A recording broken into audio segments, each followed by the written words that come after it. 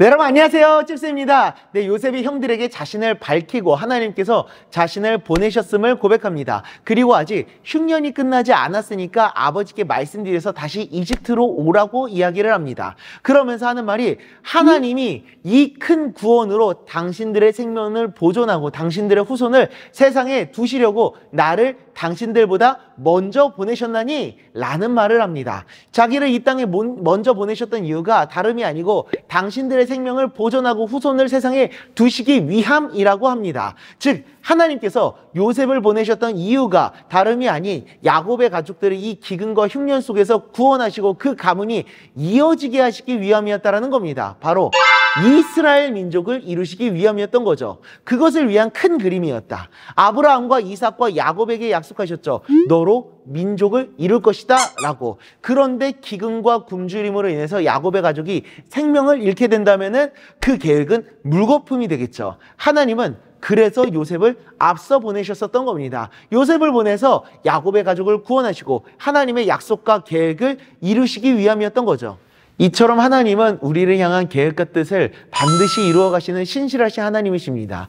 요셉을 선택하셔서 아브라함과 이삭과 야곱과의 약속을 이루어 가셨던 것처럼 하나님은 우리를 통해서 하나님의 뜻과 계획을 반드시 이루어 가실 겁니다. 우리가 요셉처럼 괴롭고 힘든 시련의 시간을 보내게 된다 하더라도 그 시간이 이 세상을 향한 하나님의 뜻을 이루어 가시는 하나의 과정이 될 수 있는 겁니다. 이 고난과 괴로운 시간을 통해서 나를 만들어 가시고 훈련시키셔서 하나님께서 이루고자 하셨던 뜻을 이루어 가시는 귀한 과정이 될 수 있는 거죠.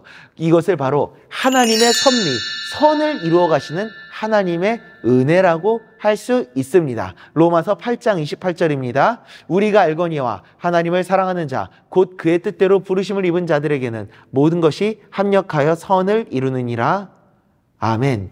나를 통해 그 크고 놀라운 일들을 이루어 가실 하나님을 바라보고 기대하고 소망하며 어렵고 힘든 상황 속에서도 끝까지 포기하지 말고 주님의 길을 걸어 나아가는 우리가 될 수 있기를 간절히 소망합니다. 기도하겠습니다. 아버지 하나님, 아브라함과 이삭과 야곱에게 약속하셨던 그 약속을 이루시기 위해서 요셉을 보내고 요셉이 그 어려운 삶을 살아갔었던 것이 아버지 하나님 그 모든 것이 하나님의 과정이었음을 아버지 하나님 오늘 우리가 나누었습니다. 주님, 그랬었던 것처럼 우리들의 삶을 통해 하나님의 뜻을 이루어 가실 그 하나님을 믿음으로 바라보며 어떤 어려움과 괴로움 속에서도 끝까지 주님의 길을 걸어 나아가는 우리가 될 수 있도록 은혜 내려 주시옵소서. 예수님의 이름으로 기도드리옵나이다. 아멘.